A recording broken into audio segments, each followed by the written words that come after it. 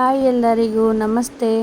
ನಾನು ನಿಮ್ಮ ಸಿಂಪಲ್ ಗೃಹಿಣಿ ಚಂದು. ಚಿಕನ್ ಸಾರು ಹೇಗೆ ಮಾಡೋದಂತ ತಿಳಿಸ್ಕೊಡ್ತೀನಿ. ಅದಕ್ಕೂ ಮೊದಲು ಯಾರೆಲ್ಲ ಫಸ್ಟ್ ಟೈಮ್ ನನ್ನ ವಿಡಿಯೋ ನೋಡ್ತಾರೆ ದಯವಿಟ್ಟು ಸಬ್ಸ್ಕ್ರೈಬ್ ಮಾಡೋದನ್ನ ಮರಿಬೇಡಿ, ಮತ್ತು ಕಮೆಂಟ್ ಮಾಡೋದನ್ನ ಮರಿಬೇಡಿ, ಮತ್ತು ಲೈಕ್ ಮಾಡಿ. ಯಾಕೆಂದರೆ ನೆಕ್ಸ್ಟ್ ನಾನು ಯಾವುದೇ ವಿಡಿಯೋ ಹಾಕಿದ್ರೂ ನಿಮಗೆ ಡೈರೆಕ್ಟಾಗಿ ನೋಟಿಫಿಕೇಷನ್ ಬರುತ್ತೆ. ಆದ್ದರಿಂದ ಸಬ್ಸ್ಕ್ರೈಬ್ ಮಾಡೋದನ್ನ ಮರಿಬೇಡಿ. ಬನ್ನಿ ಚಿಕನ್ ಸಾರು ಹೇಗೆ ಮಾಡೋದಂತ ತಿಳಿಸ್ಕೊಡ್ತೀನಿ. ವಿಡಿಯೋ ಒಳಗಡೆ ಹೋಗೋಣ. ಪಾತ್ರೆಗೆ ಎಣ್ಣೆ ಹಾಕಿ ಪಟ್ಟೆ ಲವಂಗ ಏಲಕ್ಕಿ ಹಾಕ್ಕೊಂಡು ಚಿಕನ್ ಹಾಕಿ ಚೆನ್ನಾಗಿ ಮಿಕ್ಸ್ ಮಾಡಬೇಕು. ಚಿಕನ್ ಜೊತೆಗೆ ಸ್ವಲ್ಪ ಉಪ್ಪು ಹಾಕಿಲ್ಲ, ಬೇಕು ಅಂದರೆ ಸ್ವಲ್ಪ ಉಪ್ಪು ಹಾಕ್ಕೊಂಡು ಅರಿಶಿನ ಟರ್ಮರಿಕನ್ನು ಹಾಕ್ಕೊಂಡು ಚೆನ್ನಾಗಿ ಮಿಕ್ಸ್ ಮಾಡಬೇಕು. ಮಿಕ್ಸ್ ಮಾಡಿ ಒಂದು 10 ಮಿನಿಟ್ಸ್ ಅದನ್ನು ಬೇಯೋದಕ್ಕೆ ಬಿಡಬೇಕು. ಏಕೆಂದರೆ ಚೆನ್ನಾಗಿ ಬೇಯೋದ್ರಿಂದ ಟೇಸ್ಟ್ ಚೆನ್ನಾಗಿ ಬರುತ್ತೆ, ಅದು ಚಿಕನ್ನೆಲ್ಲ ಸ್ಮೆಲ್ಲೆಲ್ಲ ಹೋಗುತ್ತೆ. ಸೊ ಅದರಿಂದ ನಾನು ಎಣ್ಣೆಲ್ಲ ಚಿಕನ್ ಹಾಕಿ ಚೆನ್ನಾಗಿ ಫ್ರೈ ಮಾಡ್ಕೊತಾ ಇದ್ದೀನಿ. ರೆಡಿ ಮಾಡ್ಕೊಳ್ಳೋಣ. ಲವಂಗ ಏಲಕ್ಕಿ ಸೋಂಪು ಆನಿಯನ್ ಮತ್ತು ಬೆಳ್ಳುಳ್ಳಿ ಟೊಮೆಟೊ ಕೊತ್ತಂಬರಿ ಮತ್ತು ಪುದೀನ ಮೆಣಸಿನ್ಕಾಯಿ ತೋರಿಸಿಲ್ಲ, ಅದನ್ನು ಹಾಕ್ಕೊಳ್ಳಿ. ಬಾಣಲಿ ತೊಗೊಂಡು ಹಾಕಿ ಪಟ್ಟೆ ಹಾಕ್ಕೊಂಡು ಲವಂಗ ಹಾಕ್ಕೊಳ್ಳಿ, ಒಂದೆರಡು ಏಲಕ್ಕಿ ಹಾಕ್ಕೊಂಡು ಆನಿಯನ್ ಹಾಕ್ಕೊಳ್ಳಿ.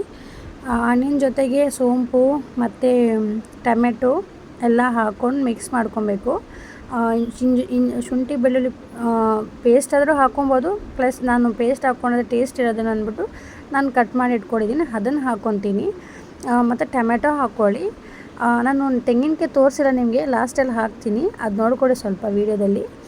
ಇದು ಚೆನ್ನಾಗಿ ಬ್ರೌನಿಷ್ ಬರೋ ತನಕ ಚೆನ್ನಾಗಿ ಮಿಕ್ಸ್ ಮಾಡಿಕೊಂಡು ಟೊಮೆಟೊ ಹಾಕ್ಕೊಂಡು ಮೆಣಸಿನ್ಕಾಯಿ ನಾನು ಆವಾಗಲೇ ತೋರಿಸಿಲ್ಲ, ಸ್ಕಿಪ್ ಮಾಡಿದ್ದೀನಿ, ನಿಮಗೆ ಬೇಕಂದರೆ ಹಾಕ್ಕೊಬೋದು.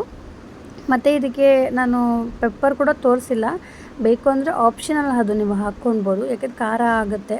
ಮತ್ತು ಇದು heat chicken heat pepper heat ಅಲ್ವಾ, ಸೊ ಆದ್ದರಿಂದ ನಾವು ಪೆಪ್ಪರ್ ಸ್ಕಿಪ್ ಮಾಡಿದ್ರೆ ನಿಮ್ಗೆ ಬೇಕಾದರೆ ಹಾಕ್ಕೊಬೋದು. ಟೊಮೆಟೊ ಹಾಕ್ಕೊಂಡಿದ್ದೀನಿ. ತೆಂಗಿನ ತುರಿ ಹಾಕ್ಕೊಳ್ಳೋದು ನಿಮ್ಮ ಇಷ್ಟ, ಯಾಕೆಂದರೆ ತೆಂಗಿನಕಾಯಿ ತುರಿ ಹಾಕ್ಕೊಳ್ಳೋದ್ರಿಂದ ಸಾರು ಜಾಸ್ತಿ ಬರುತ್ತೆ. ನಮ್ಮ ಮನೇಲಿ ಜನ ಜಾಸ್ತಿ ಇದೆ, ನಾನು ತೆಂಗಿನಕಾಯಿ ತುರಿ ಹಾಕಿದ್ದೀನಿ. ನಿಮ್ಗೆ ಬೇಕಾದರೆ ತೆಂಗಿನಕಾಯಿ ತುರಿ ಹಾಕ್ಕೊಬೋದು, ಇಲ್ಲಾಂದರೆ ಸ್ಕಿಪ್ ಮಾಡ್ಬೋದು. ತೆಂಗಿನಕಾಯಿ ತುರಿ ಹಾಕೋದ್ರೆ ಟೇಸ್ಟ್ ತುಂಬ ಚೆನ್ನಾಗಿರುತ್ತೆ, ಮತ್ತು ನಿಮಗೆ ಚೆನ್ನಾಗಿ ಜಾಸ್ತಿ ಸಾರು ಬರುತ್ತೆ. ನಾನು ಅವಾಗೆ ತೋರಿಸಿ ಎಲ್ಲ ಮಸಾಲೆನೂ ಈ ಥರ ಪಾತ್ರೆ ಹಾಕ್ಕೊಂಡು ಎಣ್ಣೆ ಹಾಕ್ಕೊಂಡು ಎಲ್ಲನೂ ಅದರೊಳಗಡೆ ಹಾಕ್ಕೊಂಡು ಚೆನ್ನಾಗಿ ಫ್ರೈ ಮಾಡ್ಕೊಬೇಕು. ನೀವೆಷ್ಟು ಫ್ರೈ ಮಾಡ್ತೀರೋ ನಿಮಗೆ ಟೇಸ್ಟ್ ಅಷ್ಟೇ ತುಂಬ ಚೆನ್ನಾಗಿ ಬರುತ್ತೆ. ನಾನು ಕೊರಿಯಾಂಡರ್ ಪೌಡ್ರ್ ಆದರೂ ಹಾಕ್ಕೊಬೋದು, ಇಲ್ಲ ಕೊರಿಯಾಂಡರ್ ಬೀಜ ಆದರೂ ಹಾಕ್ಕೊಬೋದು, ಅದು ನಿಮಗೆ ಸೇರಿದ್ದು. ನನ್ನ ಹತ್ರ ಬೀಜ ಇಲ್ಲ, ಅದರಿಂದ ನಾನು ಕೊರಿಯಾಂಡರ್ ಪೌಡ್ರ್ ಹಾಕ್ಕೊಂಡು ಚೆನ್ನಾಗಿ ಮಿಕ್ಸ್ ಮಾಡ್ಕೊತಿದ್ದೀನಿ. ನಾನು ಲಾಸ್ಟಲ್ಲಿ ತೆಂಗಿನಕಾಯಿ ತುರಿ ಹಾಕ್ತೀನಿ. ತೆಂಗಿನಕಾಯಿ ತುರಿ ಹಾಕಿ ತುಂಬ ಟೇಸ್ಟ್ ಚೆನ್ನಾಗಿರುತ್ತೆ. ತೆಂಗಿನಕಾಯಿ ತುರಿ ಹಾಕಿದ್ಮೇಲೆ ಒಂದು 5 ಮಿನಿಟ್ಸ್ ಮಿಕ್ಸ್ ಮಾಡ್ಕೊಂಡ್ಬಿಟ್ಟು ಗ್ಯಾಸ್ ಸ್ಟವ್ ಆಫ್ ಮಾಡಿಬಿಟ್ಟು ತಣ್ಣಗಾದ್ಮೇಲೆ ಒಂದು ಮಿಕ್ಸಿ ಜಾರಿಗೆ ಹಾಕಿ ಅದನ್ನು ಪೇಸ್ಟ್ ಮಾಡ್ಕೊಬೇಕು. ಈ ತರಿಯಾಗಿರ್ಬೋದು, ತುಂಬ ಪೇಸ್ಟ್ ಮಾಡಿಕೊಂಡ್ರೆ ಸಾರು ತುಂಬಾ ಟೇಸ್ಟ್ ಆಗಿರುತ್ತೆ. ನೋಡಿ, ನಾನು ಇವಾಗ ತಣ್ಣಗಾಗಿದೆ, ಮಿಕ್ಸಿ ಜಾರಿಗೆ ಹಾಕ್ತಾಯಿದ್ದೀನಿ. ಮುಂಚೆ ಒಂದು ಪಾತ್ರೆ ಇಟ್ಕೊಂಡಿದ್ದೀವಲ್ಲ, ಆ ಚಿಕನ್ ಸಾರು ಚೆನ್ನಾಗಿ ಬೇಯ್ದಿದೆ. 5 ಮಿನಿಟ್ಸ್ 10 ಮಿನಿಟ್ಸಲ್ಲೆಲ್ಲ ಚಿಕನ್ ಬೇಯ್ದುಬಿಡುತ್ತೆ. ಆ ಚಿಕನ್ಗೆ ನಾನು ರುಬ್ಕೊಂಡಿದ್ದೀನಿ, ನಾನು ಮಸಾಲೆ ತೋರಿಸಿದ್ನಲ್ಲ ಅದು ರುಬ್ಕೊಂಡಿದ್ದೀನಿ, ತುಂಬ ನೈಸಾಗಿ ರುಬ್ಕೊಂಡಿದ್ದೀನಿ. ಅದನ್ನು ಇವಾಗ ಈ ಚಿಕನ್ಗೆ ಹಾಕಿ ಚೆನ್ನಾಗಿ ಮಿಕ್ಸ್ ಮಾಡ್ತಾಯಿದ್ದೀನಿ. ಚೆನ್ನಾಗಿ ಮಿಕ್ಸ್ ಮಾಡಬೇಕು. ಚೆನ್ನಾಗಿ ಮಿಕ್ಸ್ ಮಾಡೋದ್ರಿಂದ ಮಸಾಲೆ ಎಲ್ಲ ಚಿಕನ್ಗೆ ಅಂಟುತ್ತೆ. ಉಪ್ಪು ನೋಡ್ಕೊಳ್ಳಿ ಟೇಸ್ಟಿಗೆ. ಮತ್ತು ನಾನು ಖಾರ ಬೇಕು ಅಂತ ಅಂದ್ಬಿಟ್ಟು ಖಾರದ ಪುಡಿ ಹಾಕ್ತಾಯಿದ್ದೀನಿ, ಸ್ವಲ್ಪ ಅರಿಶಿನ ಕೂಡ ಹಾಕ್ತಾಯಿದ್ದೀನಿ.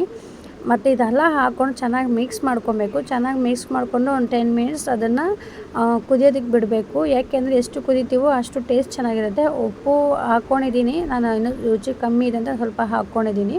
ಉಪ್ಪು ನೋಡಿ ಹಾಕ್ಕೊಳ್ಳಿ ರುಚಿಗೆ ತಕ್ಕಷ್ಟು. ಚೆನ್ನಾಗಿ ಬೇಯ್ದಾದ್ಮೇಲೆ ಅದು ಸ್ಮೆಲ್ ಹೋಗುತ್ತೆ, ಮಸಾಲೆ ಸ್ಮೆಲ್ ಹೋಗಾದ್ಮೇಲೆ ಸ್ವಲ್ಪ ಮೇಥಿ ಮೊದಲೇ ಹಾಕಿದ್ರೆ ಕಸರೆ ಬಂದುಬಿಡುತ್ತೆ. ಸೊ ಲಾಸ್ಟ್ ಆಫ್ ಮಾಡೋ ಟೈಮಲ್ಲಿ ಕಸೂರಿ ಮೇಥಿ ಸ್ವಲ್ಪ ಉದುರಿಸ್ಬೇಕು, ಅದ್ರ ಮೇಲೆ ಸಾರು ಒಳಗಡೆ ಉದುರಿಸ್ಬಿಟ್ಟು ಸ್ವಲ್ಪ ಮಿಕ್ಸ್ ಮಾಡಿ ಸ್ಟವ್ ಆಫ್ ಮಾಡಬೇಕು. ಅವಾಗ ಟೇಸ್ಟ್ ಇನ್ನೂ ತುಂಬ ಚೆನ್ನಾಗಿ ಬರುತ್ತೆ.